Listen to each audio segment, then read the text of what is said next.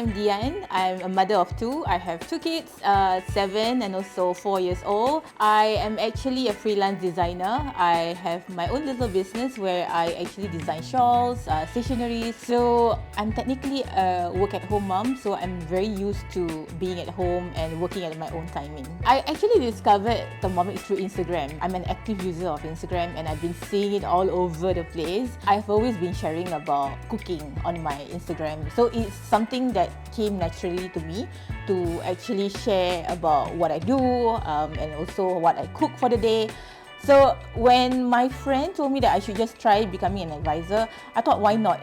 Since I've already been doing it, why not do it for money? When I first entered into the business, I did not expect at all to be able to sell at least 35 because when I first sold the 6 units, I told myself, oh, I can do it, It's something that I'm actually capable of. So maybe let's try 10 units a month. And then it went on and on and on until I sold 39 units, I think.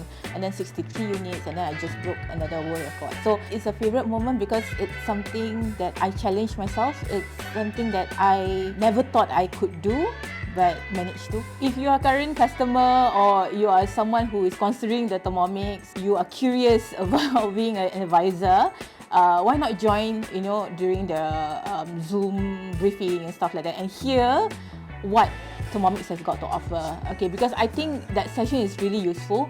You can actually find out how the business works, how much you can potentially earn. You get to earn all this while doing something that you love. If you personally love meeting people, you personally love to cook, create recipes, that kind of thing, and just love sharing in general, I think you don't lose anything because the amount to actually register as one is a small amount to invest, because I'm pretty sure that the rewards that you're gonna get is tenfolds of that.